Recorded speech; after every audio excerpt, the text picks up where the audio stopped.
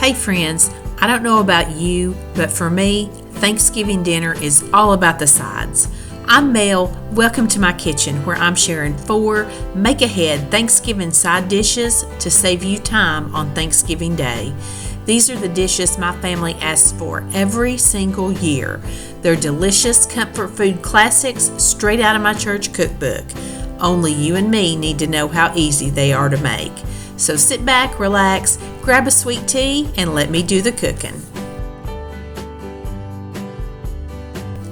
Let's make my family's favorite broccoli casserole. We start by emptying 1 can of cream and mushroom soup into our bowl, and we're going to crack in 1 egg and beat it up just a little bit.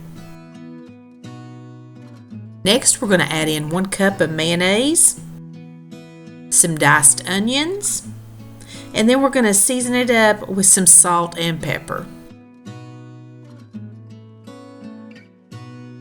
At this point, I like to give that just a really good mix and get all that combined. Then I'm going to add in 2 cups of shredded cheddar cheese. If you have the shredded Velveeta cheese, that makes this recipe top notch. Next, I'm adding in 2 bags of frozen chopped broccoli that I have steamed up just a little bit. I prefer the chopped broccoli because I like the small pieces of broccoli in this casserole. Just going to combine all of this and get this mixed in very good. And make sure you have drained that broccoli thoroughly too. You want to get all the water off of it. I am just using an old disposable pan because I am traveling with this recipe for Thanksgiving. I have sprayed it and I'm just going to spread this mixture into the pan.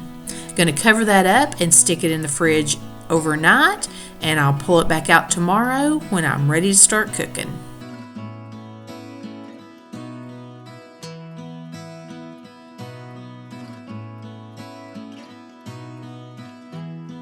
On Thanksgiving Day, all I'm going to do is make a little topping to go on top of this. I take about 1.5 sleeves of Ritz crackers and just crunch them up pretty good in a baggie, and I sprinkle them all over the top of this casserole.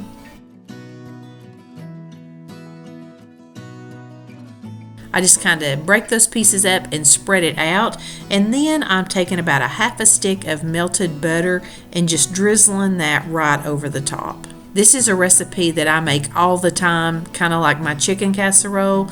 I know that 350 degrees for 45 minutes uncovered cooks this dish perfectly. That topping is out of this world. Even my husband, who is not a broccoli eater, he loves broccoli casserole. This is a tried and true family favorite, and I'm sorry I didn't even scoop it out and show you. Next, we're going to make a cheesy potato casserole.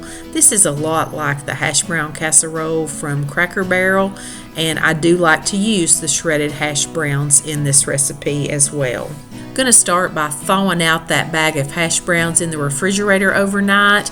They're a lot easier to work with whenever they've been thawed out, and that's about a 29-ounce bag. Into that, we're going to put 1 can of cream and mushroom soup, about 8 ounces of sour cream, some diced onions,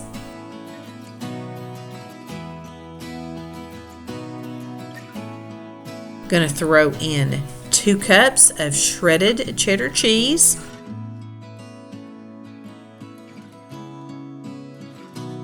going to start the stirring process now. It takes a little bit. Going to stir a little while, and then I have a stick of butter that I have melted, and I'm going to pour about half of that in, and I'm going to stir it some more. Going to pause, and I'm going to begin to season it up, and I just use salt and pepper in this.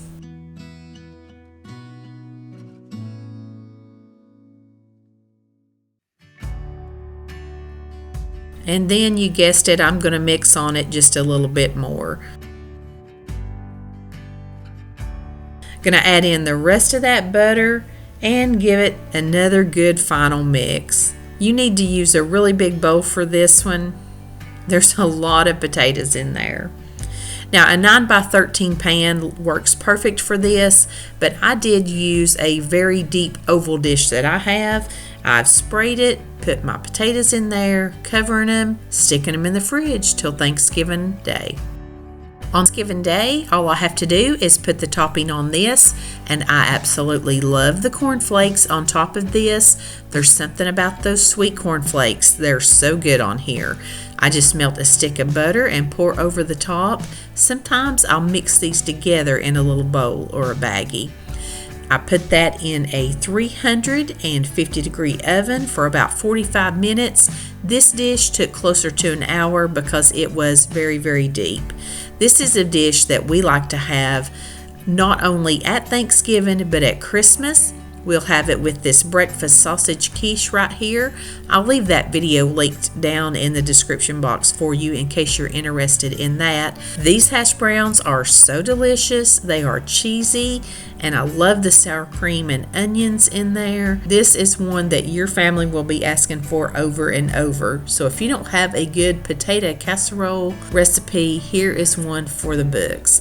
Now, not only are they good with Thanksgiving and breakfast, they're delicious with pinto beans and greens too. Hey friends, the fun is not over yet. I just wanted to take 1 second and wish you a happy Thanksgiving and thank you for being part of this community this year. I'm blessed and grateful that you're here. I also wanted to let you know that this video is part of a Friendsgiving playlist. It's hosted by Sammi over at Managing the Maze. I'll have all the information linked down in the description box for you. I know you will probably see some familiar faces in this playlist and maybe make some new friends too. One thing is for sure, you're going to find everything you need to finish off that Thanksgiving menu. Wanted to also say a special thank you to Sammi for hosting. I really enjoyed being a part of this. Be sure and check Sammi's channel out. You're going to love her content. She is a wonderful cook and an all-around awesome girl. She's been a super good friend to me. They don't come any nicer than Sammi. You're going to have a lot of fun over there. And if this is your first time here, thank you for being here and welcome. I hope you enjoy it. Now let's get these two last side dishes made ahead so we can get on with Thanksgiving. Now let's put together Patrick's favorite sweet potato casserole. Just start out by mashing up my sweet potatoes really good with a hand masher. And I used about a 40-ounce can of the sweet potatoes in the syrup. I just think that gives them a little extra sweetness, and this is the perfect size can for this recipe. Once you get all your sweet potatoes mashed up, and I do like to leave mine a little bit chunky, you're going to add in 1 cup of sugar and 2 eggs.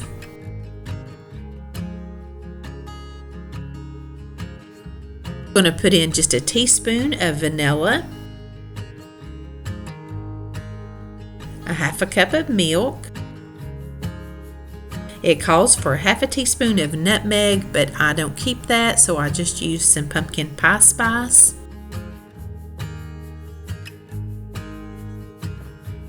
I'm going to put in a couple tablespoons of flour and a 1/2 cup of melted butter. Now, does that just not sound like heaven in a bowl right there? Going to mix all that together and make sure that it's incorporated really, really good. Now, we're going to make like a crumbly topping for this. We're going to use 1 cup of brown sugar and a cup of chopped pecans. Going to add into that a 1/3 cup of melted butter and a 1/2 cup of flour. You're going to mix that together, and this is going to be like a really sweet crumble-like topping. This gives it a wonderful flavor and a little bit of crunch. I absolutely love it like this. This casserole you can assemble completely, refrigerate it, and cook it the next day, or you can make your topping the next morning, right before it goes in the oven. And I'm just using my hands to kind of make sure it's mixed in and to crumble it over all of the top of this. And I did put this in a greased 9x13 casserole dish. You don't want to push this topping down. You just want to spread it over the top. You don't want it to sink down into the sweet potatoes. You just want it to sit on top. And I put this in a 350-degree oven for about 25 to 30 minutes. And look at this. This is like a 2-for-1 recipe. This is a great side. The sweet potatoes are delicious. It's so sweet, it can really be dessert too. I have seen people put coconut in this recipe, which I think would be great, but it would ruin it for my husband. Now this recipe, I never actually make it ahead because it is just so easy, you don't even have to. I've got a greased 9x13 casserole dish. I'm going to sprinkle in 1 box of Jiffy corn muffin mix. Into that, I'm going to pour 1 can of cream style corn, and I'm also going to put in 1 can of sweet whole kernel corn that I have drained. I'm going to put in 8 ounces of sour cream and a stick of melted butter. And I'm just mixing all this together right here in the pan that it's going to be baked in. No more dishes. This is so quick. This is so easy. There's absolutely nothing fancy about any of these recipes in today's video. These are just classic, no fuss, no fail, family favorites, comfort food. And they ask for them every year. So I guess I'll be making them every year, and that is just fine. Once you get everything mixed together, I'm just going to take about a cup of shredded cheese and just spread that right across the top. I do like to cover this with foil before I put it in the oven, and I go in at 350 for about 30 to 35 minutes. There towards the end, I will pull that aluminum foil off and let this brown up just a little bit. But look at that. This is so good. Look how pretty that looks. It's almost like a pudding, like a corn pudding. It could be maybe a dessert too, but this is delicious with ham. There's something about ham. I just always want corn and green beans with it. And this corn casserole, it's a savory sweet dish, and we have this a lot of nights during the week too. It's just so quick and easy and cheap to put together. If this video has given you some ideas on ways to save time on Thanksgiving Day, give it a big thumbs up for me. I'm a firm believer in doing what I can ahead of time so that I can enjoy the day with my family on Thanksgiving too. If you'd like some more ideas, you can just click on the video that's up on the screen. I'll have more simple, easy recipes that I think you'll enjoy. Thank you so much for being here. I'm thankful for you. And until the next one, I send you love from my kitchen.